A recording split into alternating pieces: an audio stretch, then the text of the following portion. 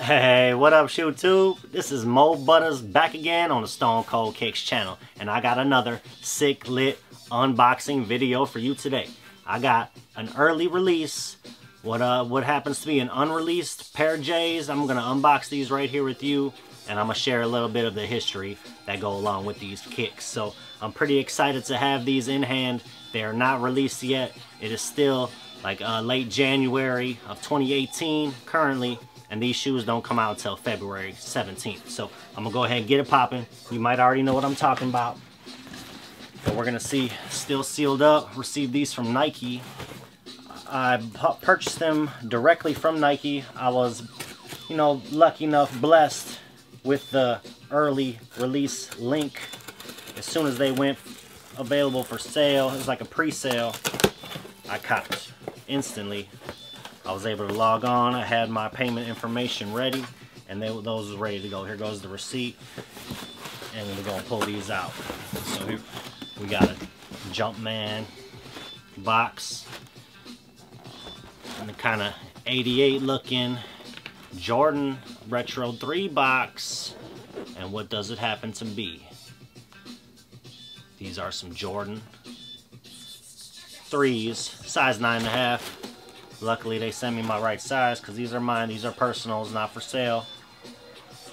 Go ahead and get into these. This is an unboxing review. A little history lesson going to be going on with these today. So let's see what we got. Let's see what we got in black cement 3s. Here goes the initial view. Hang tag chilling right there. These are the OG 88s, black cement 3s. Jordan Retro number 3.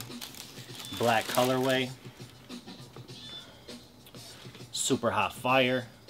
Hang tag on this one. Crazy nice leather. Got the cement up here, elephant print. Looking nice, looking nice. Very nice materials on here. This is very close to the original release. This is the remastered Jordan number 3 right here. The long awaited Nike Air on the back. So I'm very happy to have these in the collection. Definitely had some other pairs, but I did not have the Nike Air version. So this is going to be on foot, in rotation soon. This is an early release, still a couple weeks early, so definitely very happy to have them. Feeling blessed, got the hookup. They've been released several times, 5 times to be exact. This is the newest incarnation. This happens to be the 30th anniversary edition, like the 30th B-Day of the inception of the Nike Air Jordan Retro 3. But this right here was almost a shoe that never happened. So, legit, let's rewind a little bit. We're gonna rewind it to the Jordan 2. We all know about the legacy of the Nike Air Jordan, but take it back a bit. For you old heads, you might know. For you youngins, maybe you only heard some things about it, but you're going to learn a little something today. So take it back to the Nike Air Retro 2. It was not even a Retro then. This was just the Jordan 2. So all there was the 1 and the 2.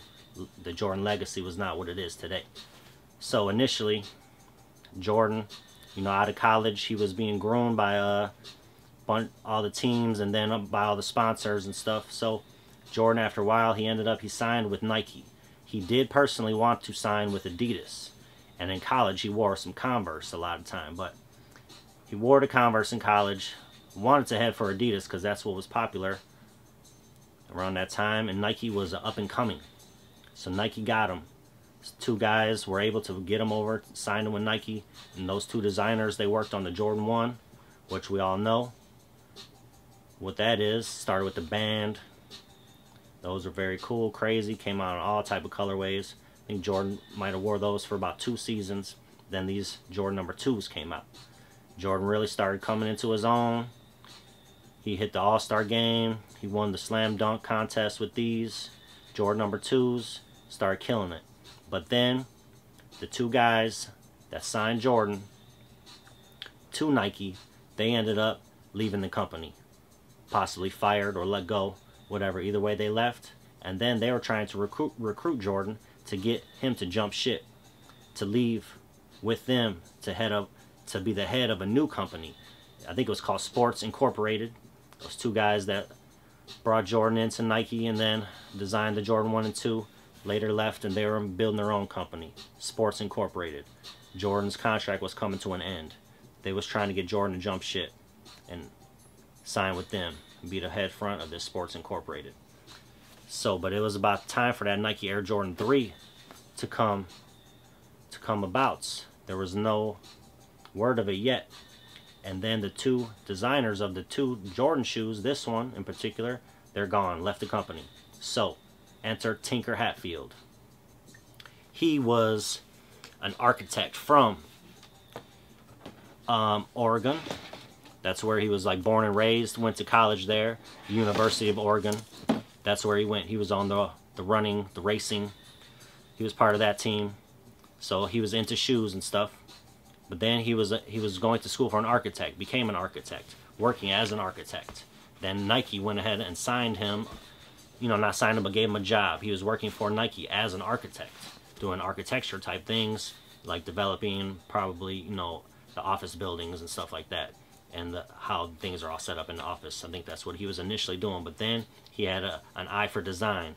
And then there was a contest. So Tinker Hatfield, this is how he made his name. This is how he made a splash in Nike. There was a contest going on and they was trying to get their employees, the Nike employees, to think outside the box with the elements of design. They wanted to make sneakers more of a household type of thing instead of just, you know, for sports specific. They were trying to make shoes more, you know, mainstream, instead of just a pure utilitarian use, you know, purely for each specific sport, like running shoes, basketball shoes, baseball shoes. They wanted to make it a little broader and have people wearing them more. So there was a contest in Nike, and Tinker, his, you know, entry into the contest was the Nike shoes. I think that he mocked up. He made a cool pair of running shoes, and instead of placing them on a model's foot or on feet, instead of showing it on feet, he went ahead and took those shoes and he placed them just near or positioned right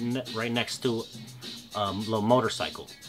So he took that picture, a little different than what they were used to at Nike. You know, they were making shoes for people's feet. They want to see them on people's feet. But he took a different, you know, aspect, and he put the shoes just next to a little motorcycle.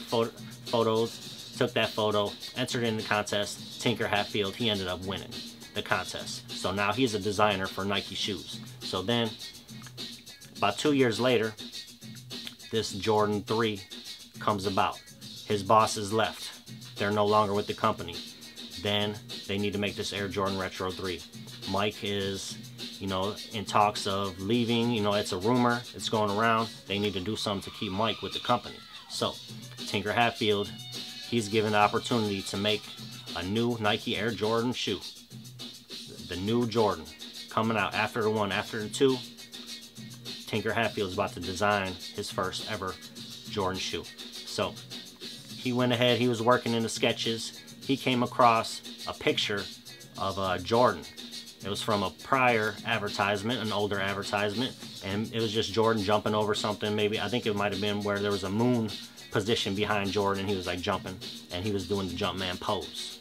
So, and then that pose was then penciled on a little sketch, and that is what became known as the Jumpman logo.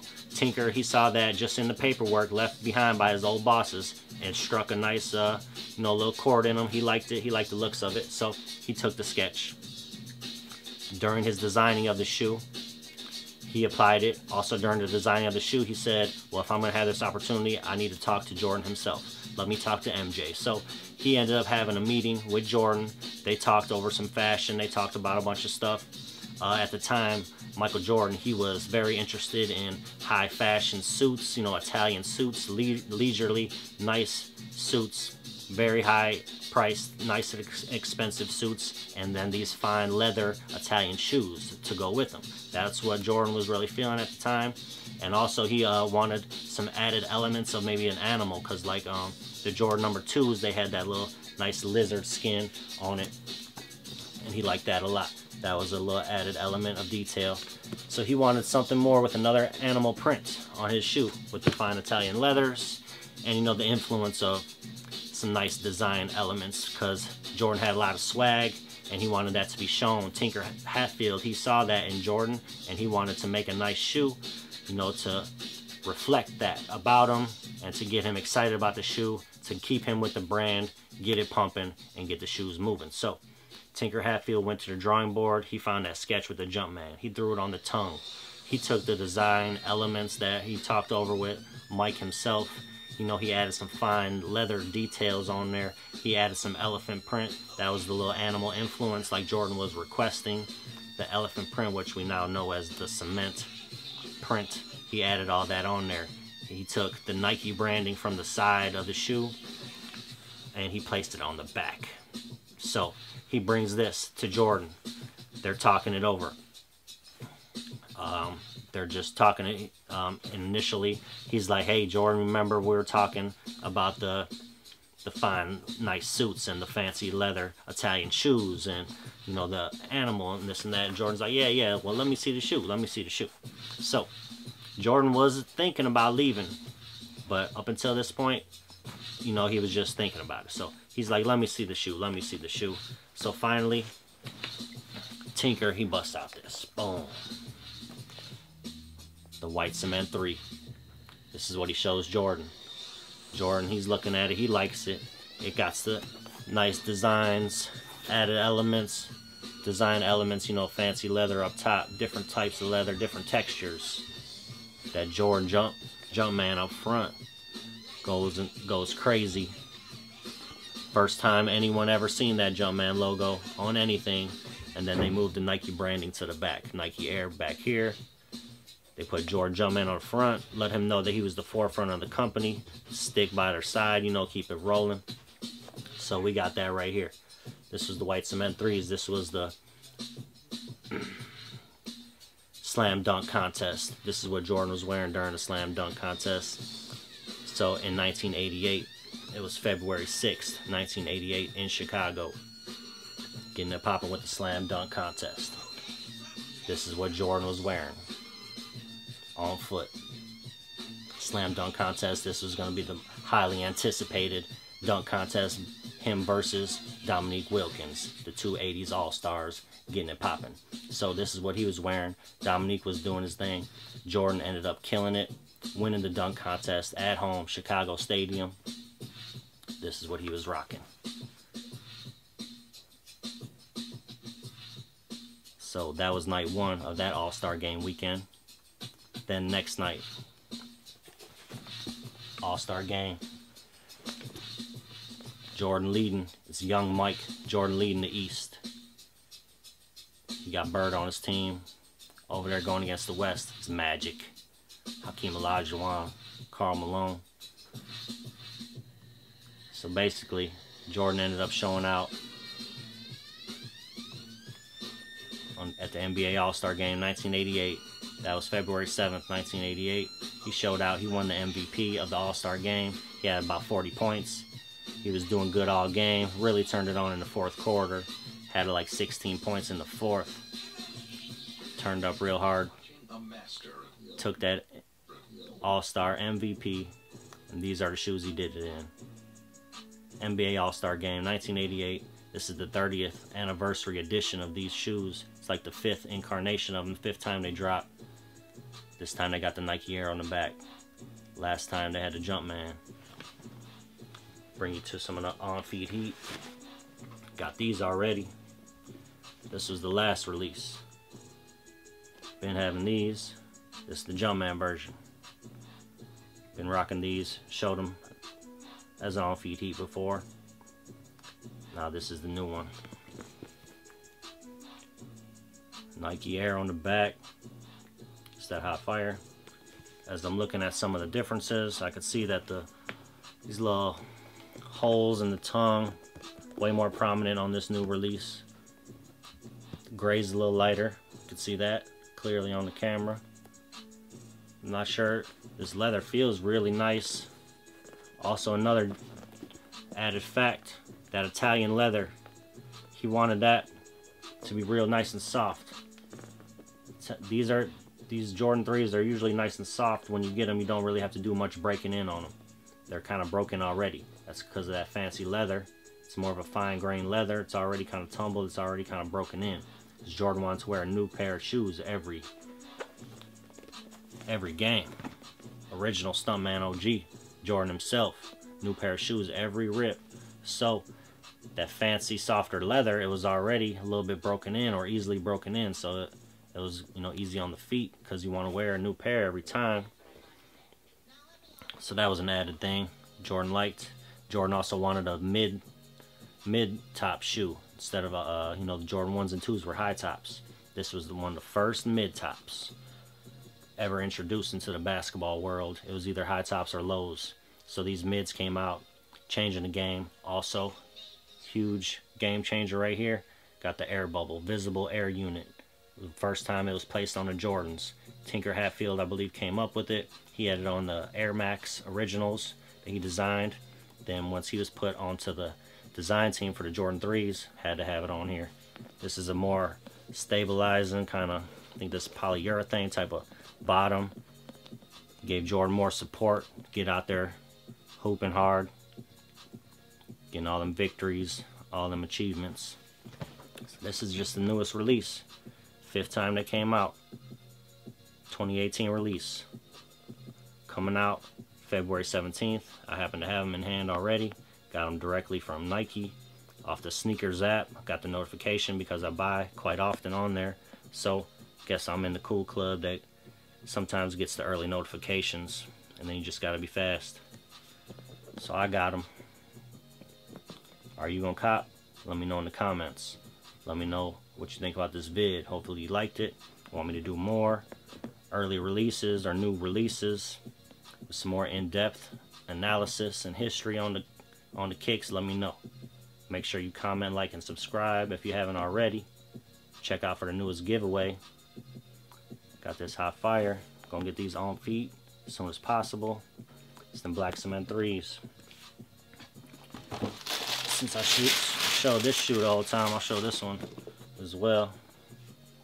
So basically Jordan was wearing these 1988.